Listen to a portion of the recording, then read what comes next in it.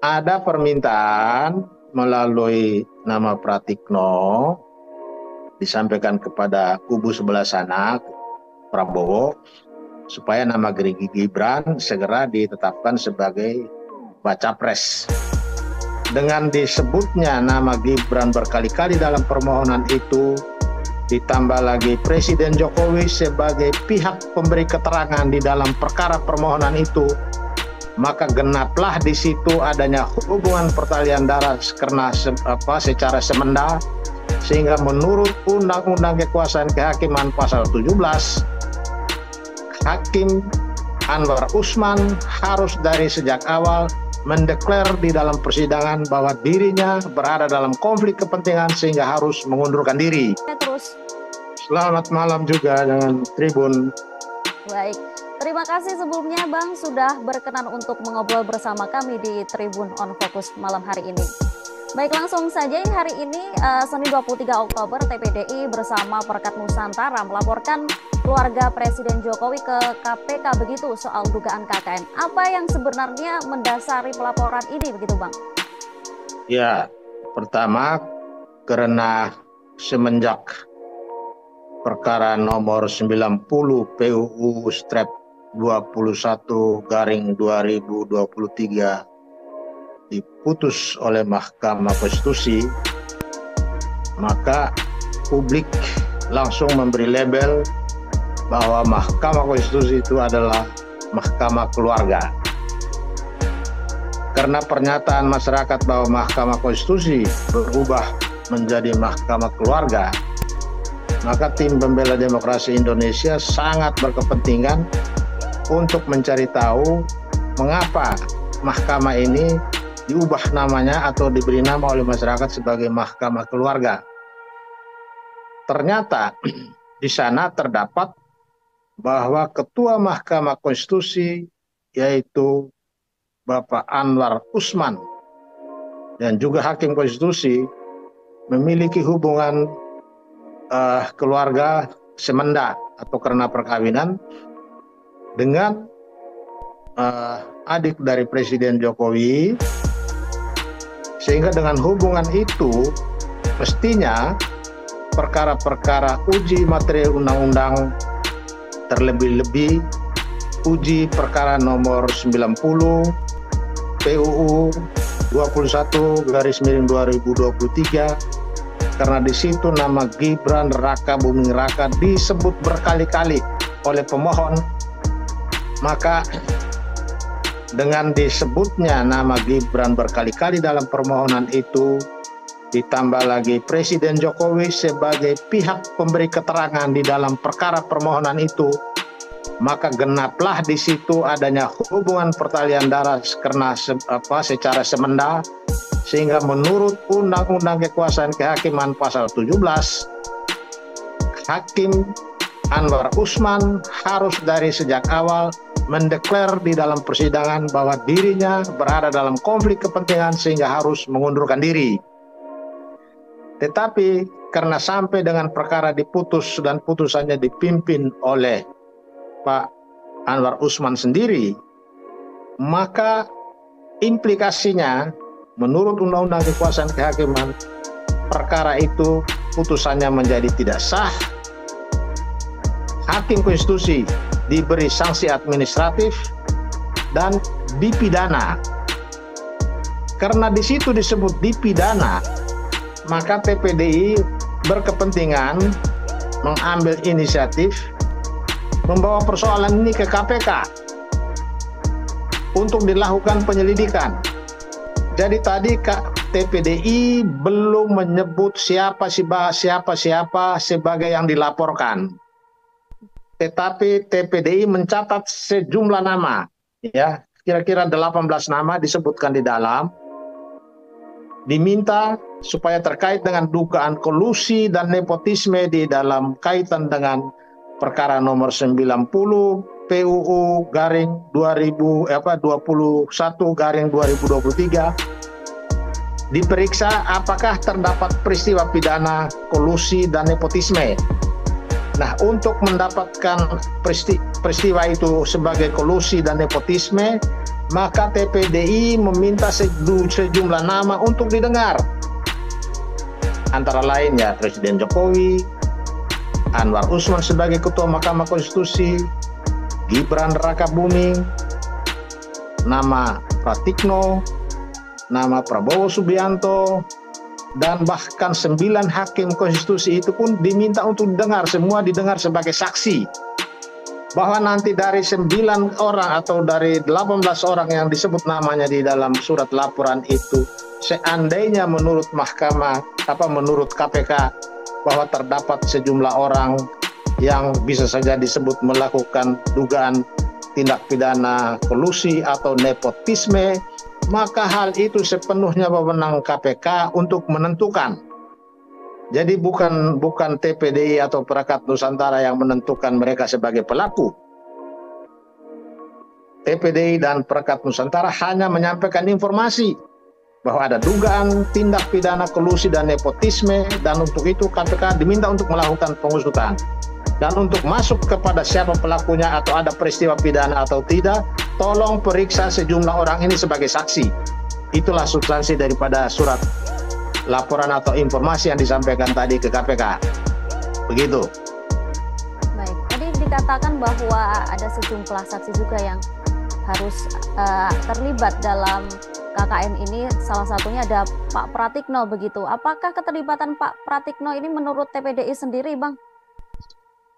Jadi kita bersumber kepada investigasi Tempo, sebagaimana di dalam sebuah podcast YouTube yang disebut sebagai bocor alus politik. Di situ sumber Tempo di dalam percakapan mereka bahwa pada beberapa minggu ya sebelum Mahkamah Konstitusi membacakan putusan perkara nomor 90, ada permintaan melalui nama Pratikno disampaikan kepada kubu sebelah sana, Prabowo, supaya nama Gibran segera ditetapkan sebagai baca pres. Nah, karena berdasarkan berita investigasi yang dimuat di dalam dialog podcast Tempo, kami sampaikan kepada KPK supaya ya nama itu didengar juga selain YouTube itu kita jadikan salah satu bukti. Begitu. Karena di situ disebut-sebut nama Pratikno. Sehingga nama Pratikno dimasukkan di dalam laporan tadi sebagai salah satu orang saksi yang kita minta supaya KPK mendengarkan penjelasannya. Berarti bisa saya simpulkan begitu, dugaan dari KKN ini sendiri tidak hanya dilakukan oleh keluarga Jokowi begitu ya, ada beberapa saksi yang terlibat begitu atas. Jadi bukan begitu maksudnya, TPDI. Bahwa ada dugaan terjadi tindak pidana kolusi dan nepotisme, ya toh. Tetapi untuk sampai kepada apakah ini peristiwa pidana atau bukan, kita minta KPK yang melakukan penyelidikan. Bahwa dari penyelidikan itu seandainya KPK menemukan ada peristiwa tindak pidana kolusi dan nepotisme, maka KPK akan meningkatkan pemeriksaannya untuk menemukan siapa pelakunya. Nah, untuk menentukan siapa saja pelakunya, kita minta supaya KPK mendengar keterangan sejumlah orang yang namanya sudah kami sebutkan tadi, yaitu ada sekitar 18 nama. Nama itu diantaranya Presiden Jokowi, Anwar Usman, Gibran Rakabuming Raka, dan lain-lain. Ada Pratikno, ada Prabowo Subianto, dan ada 9 hakim konstitusi. Ada nama pemohon itu sendiri, kita minta untuk didengar. Nanti dari hasil pemeriksaan sebagai saksi di antara sekian banyak orang itu, kira-kira siapa yang menjadi pelakunya, itu semua menjadi kewenangan KPK, bukan kewenangan kita. Masyarakat hanya memberikan informasi atau laporan supaya KPK sebagai lembaga yang punya kewenangan untuk melakukan penyelidikan dan penyidikan, ya silakan dia lakukan. Begitu. Baik. Apa kemudian bukti pendukung laporan dugaan KKN keluarga Jokowi yang disiapkan oleh TPDI sendiri? Tadi apakah hanya soal mahkamah keluarga seperti yang disebutkan tadi, kemudian juga adanya saksi-saksi yang perlu diperiksa tadi, begitu Bang? Jadi bukti yang kita sertakan di dalam laporan tadi, putusan Mahkamah Konstitusi nomor 29, nomor 51, nomor 55, nomor 90, nomor 91, nomor 92, garis miring, PUU Stret 21, garis miring 2023, tanggal 16 Oktober 2023. Ya, itu putusan-putusan. Yang kedua, risalah rapat permusyawaratan hakim perkara nomor 90 dan perkara nomor 91. Yang ketiga, surat laporan dan surat somasi dari Pergerakan Advokat Nusantara kepada Mahkamah Konstitusi yang meminta seluruh hakim konstitusi supaya mundur dari perkara uji material untuk perkara 29, 51, 55 sampai dengan perkara 90. Tetapi ternyata tidak diindahkan somasi itu, sehingga pada tanggal 18 Oktober kemarin TPDI menyerahkan laporan dugaan pelanggaran etik kepada Mahkamah Kehormatan Majelis Kehormatan Mahkamah Konstitusi. Begitu. Tadi di samping saksi-saksi yang kita sebutkan mulai dari Jokowi sampai dengan pemohon itu. Baik. Jadi 18 nama itu adalah diminta untuk didengar keterangannya sebagai saksi, bukan dilaporkan sebagai pelaku, tidak. Baik. Kemudian soal kejanggalan keputusan MK begitu. Kata-katanya akan diusut oleh Dewan Etik MK. Dan jika nantinya Dewan Etik MK tidak menemukan kejanggalan, apakah pelaporan ini kemudian akan dicabut begitu, Bang? Tidak. Walaupun kalau misalnya Dewan Etik tidak menemukan bukti, ya tentu berbeda dong. Di sana kan soal dugaan pidananya. Baik, berarti jadi akan tetap dilanjutkan begitu ya, Bang?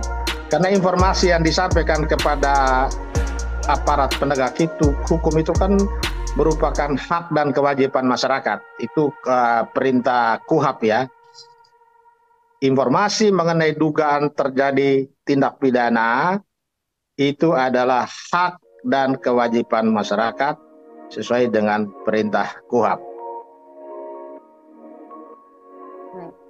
Bang, tadi Deputi 4 KSP Juri Ardiantoro menanggapi soal pelaporan yang meminta agar pihak yang melaporkan ini berhati-hati dan harus cukup bukti mengingat pihak terlapor adalah keluarga presiden. Ini tanggapan Bang Petrus bagaimana? Apakah itu salah satu bentuk tekanan dari pihak istana atau malah menjadi wanti-wanti yang positif untuk kemudian mempersiapkan bukti-bukti ke depannya begitu, Bang?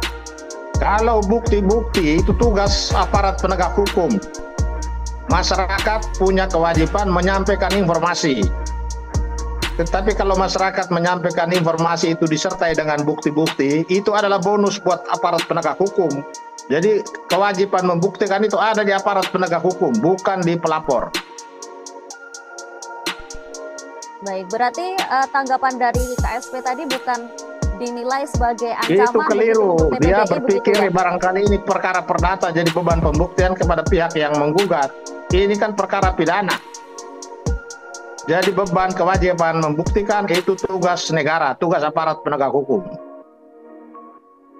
Ya.